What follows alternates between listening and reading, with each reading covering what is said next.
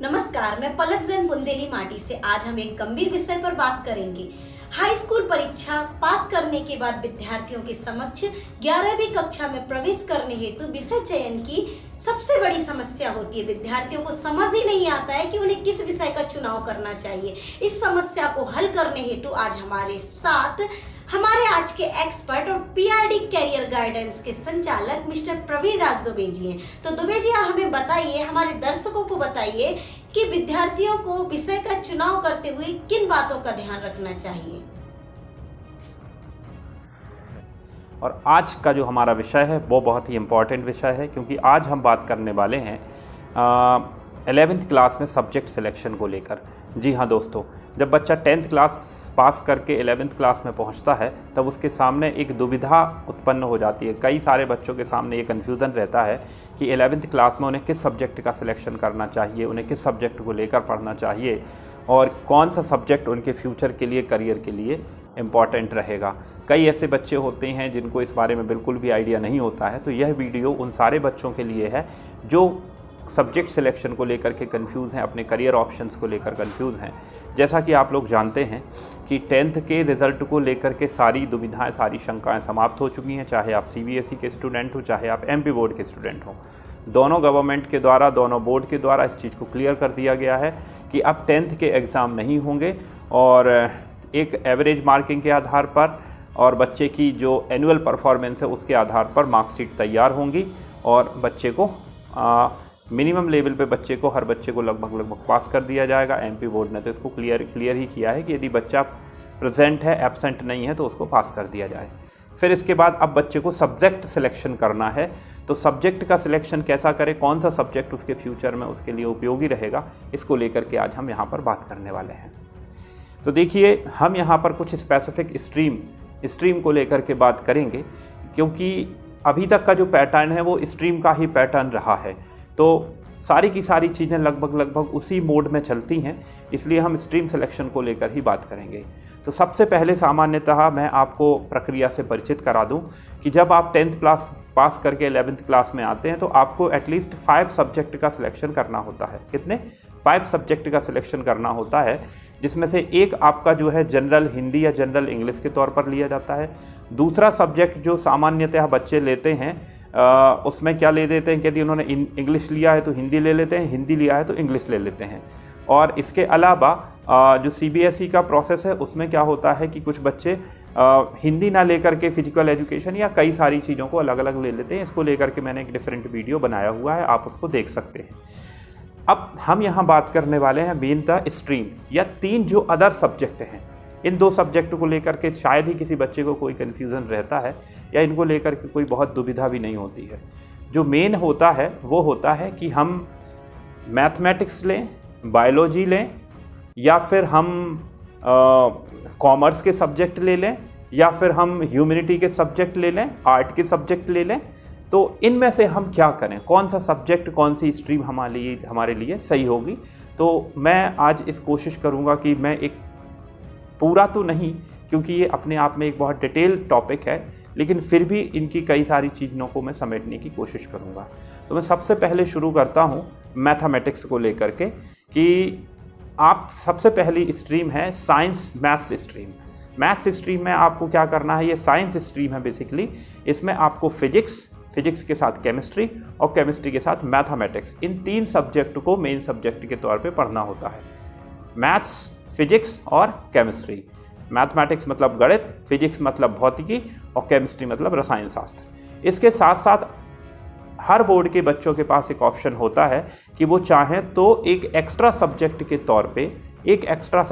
तौर पे बायोलॉजी भी ले लें। ये इसलिए ऑप्शन दिया जाता है कि कई बार बच्चे ये डिसाइड ही नहीं कर पाते हैं कि मैथ्स सही है कि बायो सही है, उनको इंजीनियर बनना है या डॉक्टर बनना है। तो यदि आपको क्लियर है कि मुझे मैथ्स से पढ़ना है तो बायो ऑप्शनल लेने की ज़रूरत नहीं है, आप मैथमेटिक्स लीजिए, फिजिक्स लीजिए और केमिस्ट्री लीजिए। इन 3 सब्जेक्ट को लेकर के यदि हम बात करें तो आपके पास करियर में 12th क्लास के बाद से लेकर के बहुत सारी अपॉर्चुनिटीज़ रहती हैं। चाहे आप आगे की पढ़ाई को लेकर के बात करें, चाहे आप जॉब को लेकर के बात करें, चाहे आप अलग अलग कॉम्पिटिटिव एग्जाम्स को लेकर के बात करें, तो कई सारे जॉब ऑप्शंस, करियर ऑप्शंस आपके सामने अवेलेबल रहते हैं। और इन शॉर्ट में कहूँ तो मैथ साइंस एक ऐसा सब्जेक्ट है जिसको लेकर के 12th करने के बाद आप लगभग हर फील्ड में जा सकते हो। यदि मैथ साइंस लेकर पढ़ने के बाद आप बीएससी बायोलॉजी करना चाहते हो तो वो भी आप कर सकते हो। यदि आप कॉमर्स फील्ड में जाना चाहते हो कॉलेज पोस्ट ग्रेजुएशन करने के लिए तो वो भी आप कर सकते हो। आर्मी की सिविल सर्विस, आर्मी की बहुत सारी ऐसी पोस्ट होती हैं जिनमें आपको मैथ्स, साइंस और फिजिक्स का कॉम्बिनेशन होना कंपलसरी होता है। तो इन सारी चीज़ों को लेकर के यदि देखा जाए तो होलसेल लमसम में मैथमेटिक्स के साथ स्टडी करना एक बहुत अच्छी अपॉर्चुनिटी होती है, लेकिन अपने आप में एक बहुत बड़ा चैलेंज भी है, क्योंकि तीनों सब्जेक्ट बहुत ज़्यादा मेहनत मांगते हैं, पूरा का पूरा कंसंट्रेशन आपसे डिमांड करते हैं और आपको एक बहुत अधिक मेहनत 11th और 12th क्लास में बाकी सारी चीज़ों को छोड़ करके सब्जेक्ट पे बहुत अधिक काम करना पड़ता है। मेनली यदि हम बात करें कि हम कौन कौन से कॉम्पिटिटिव एग्ज़ाम में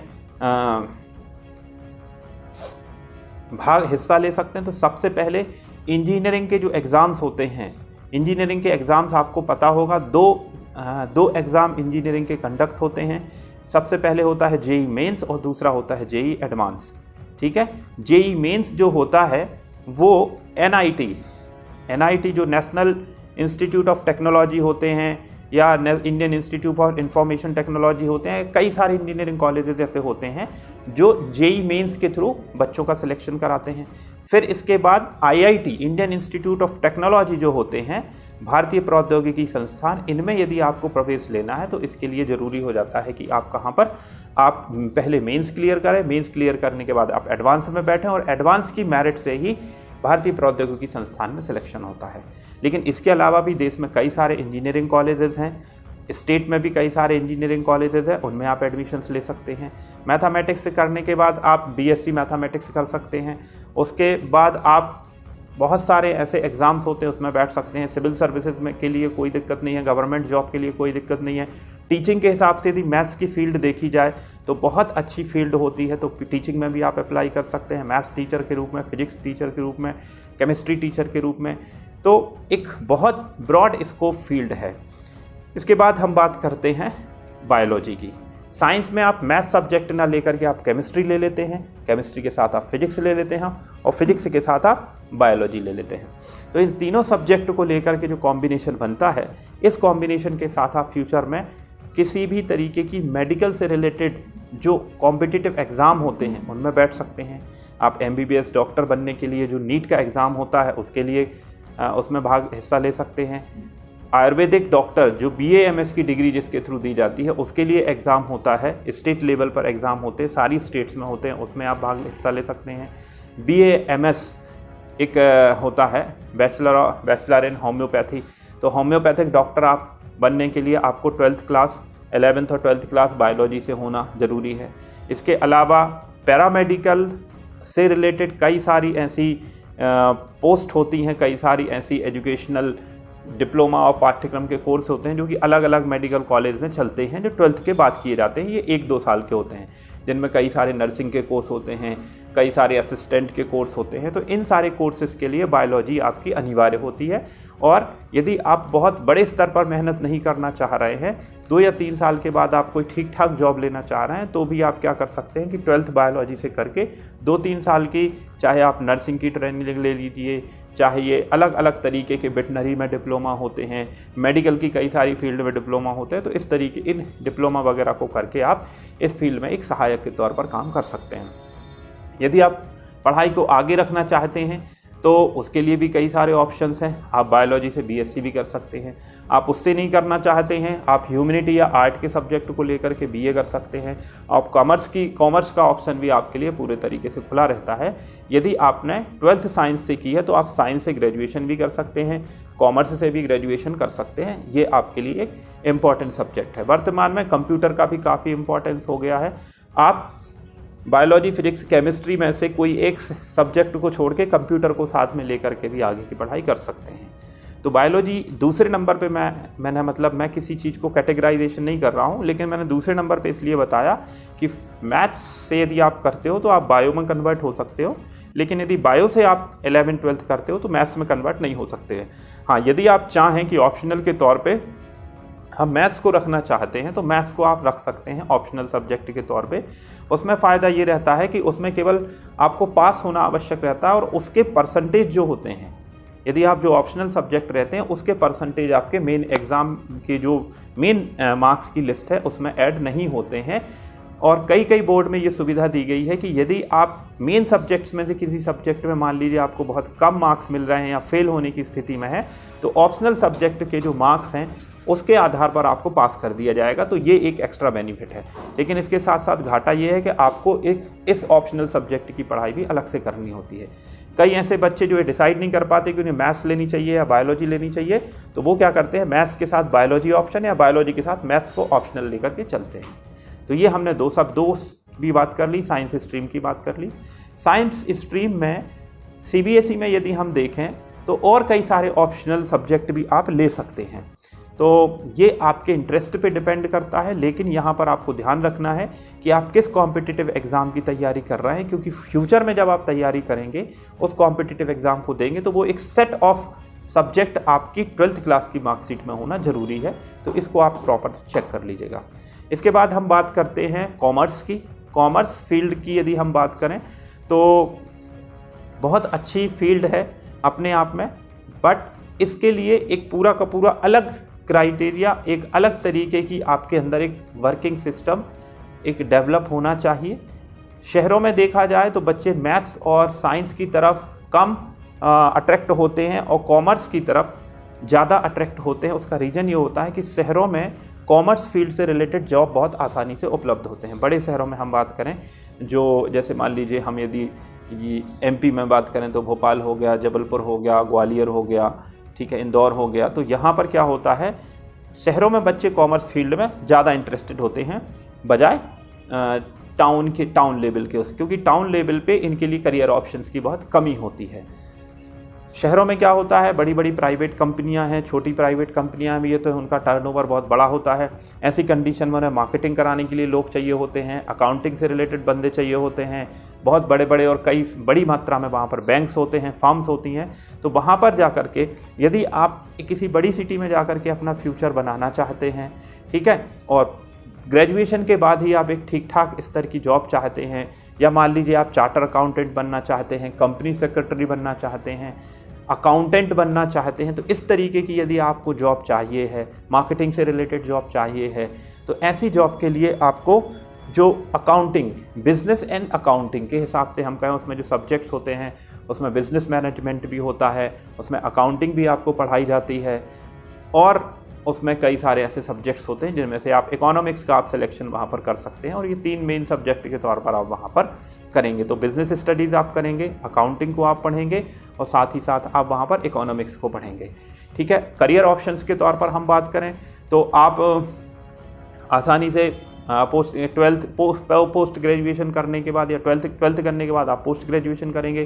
12th के बाद आप चार्टर अकाउंटेंट के लिए भी अप्लाई कर सकते हैं, आप कंपनी सेक्रेटरी के लिए भी अप्लाई कर सकते हैं। एक पोस्ट होती है कॉस्ट एनालिसिस से रिलेटेड, एक डिप्लोमा होता है, 3 या 4 साल का पूरा इसका एक कोर्स होता है, उसके लिए आप अप्लाई कर सकते हैं, उसकी भी बहुत डिमांड होती है। इसके अलावा आप पोस्ट ग्रेजुएशन करके बैंकिंग से रिलेटेड जो हैं या अलग अलग कंपनीज़ हैं, इंस्टीट्यूशंस हैं, उनमें जो अकाउंटेंसी से रिलेटेड जो काम होता है उसके लिए आप अप्लाई कर सकते हैं। तो अपने आप में एक ब्रॉड फील्ड है।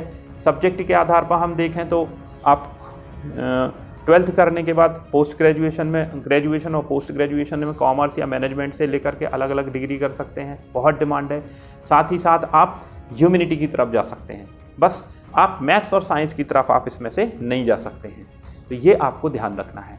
इसके बाद हम आगे बात करें तो ये हमारी कॉमर्स बैकग्राउंड हो गया। कॉमर्स बैकग्राउंड के हम बात करें तो फिर हमारी फील्ड निकल के आती है, स्ट्रीम निकल के आती है, जिसे हम कहते हैं जनरल आर्ट्स कहते हैं और ह्यूमैनिटीज़ कहते हैं, ठीक है।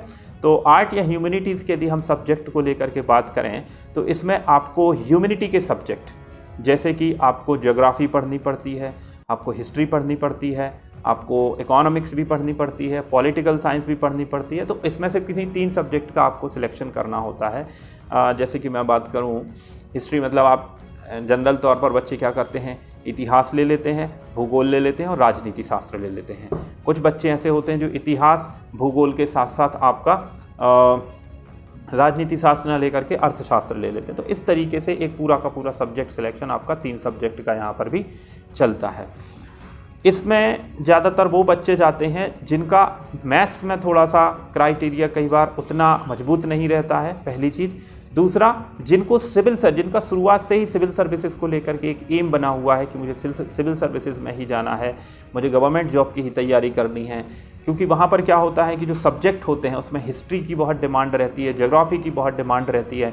तो यदि आपका शुरू से व्यू क्लियर है कि मुझे पीएससी की तैयारी करनी है, तो भी आप एक काम ये कर सकते हैं कि आप इन सब्जेक्ट का सिलेक्शन करते हैं। लेकिन मोस्ट ऑफ द टाइम जो गवर्नमेंट जॉब में सिविल सर्विसेज में जाने वाले बच्चे होते हैं, वो 12th क्लास तक तो क्या होता है, जनरल तौर तक देखा गया है कि वो मैथ्स से रिलेटेड होते हैं, साइंस से रिलेटेड होते हैं, और फिर आकर के ग्रेजुएशन में आकर के वो अपना सब्जेक्ट सिलेक्शन जो है वो आकर के यहाँ पर ह्यूमैनिटीज़ के सब्जेक्ट या आर्ट के सब्जेक्ट हम कहते हैं उनको सिलेक्शन कर लेते हैं और फिर आगे की पढ़ाई वो उससे करते हैं। इससे फ़ायदा ये होता है कि आप जब 11th 12th कर रहे होते हैं तो आप साइंस के बारे में अपनी पकड़ मजबूत कर लेते हैं, क्योंकि आर्ट के जो बच्चे होते हैं उनको जाकर के साइंस बड़ी प्रॉब्लम क्रिएट करने लगती है। तो यदि आपने 11th 12th में साइंस बहुत अच्छे से पढ़ लिया है तो आपको आगे चल करके जीवन भर में कभी साइंस को लेकर के कोई परेशानी नहीं बनेगी। तो ये था हमारा आज का वीडियो जिसमें हमने बात करी। एक दो और ऑप्शनल सब्जेक्ट के तौर पे मैं बात करूँगा। कई सारे स्कूल्स ऐसे होते हैं जहाँ 11th 12th क्लास में एग्रीकल्चर भी उपलब्ध होता है। तो यदि आपको एग्रीकल्चर से रिलेटेड सब्जेक्ट्स लेने हैं, एग्रीकल्चर का एक फ़ायदा ये होता है कि परसेंटेज बहुत अच्छे बनते हैं, थोड़ा सा आपका साइंस से टच बना रहता है। और यदि आपको एग्रीकल्चर से ही आगे चल करके बीएससी करना है, BSc in agriculture, MSc in agriculture और एग्रीकल्चर की फील्ड में कुछ करना है, तो आप एग्रीकल्चर का सिलेक्शन भी वहाँ से कर सकते हैं। इसके अलावा कई सारे सब्जेक्ट्स हैं, कई सारी स्ट्रीम्स हैं। ये हम अब टाइम टू टाइम अलग अलग वीडियो लेकर के अलग अलग फील्ड, अलग अलग स्ट्रीम्स को लेकर के आपसे रेगुलर मिलते रहेंगे। यदि आपको आज का ये वीडियो पसंद आया है और आप करियर से रिलेटेड आगे कोई जानकारी लेना चाहते हैं तो इस चैनल को सब्सक्राइब करिए, मेरे वीडियो को लाइक करिए, इसे शेयर भी करिए, इसे अन्य दोस्तों तक भी पहुंचाइए जिससे ये यूज़फुल इन्फॉर्मेशन उन सभी को प्राप्त हो सके। और यदि आपकी कोई क्वेरी है तो नीचे आप चैट बॉक्स में डाल दीजिएगा, मैं आपका आंसर ज़रूर दूंगा। यदि कोई वीडियो बनाने की आवश्यकता पड़ती है तो मैं उस पर वीडियो भी बनाऊँगा। बहुत बहुत नमस्कार।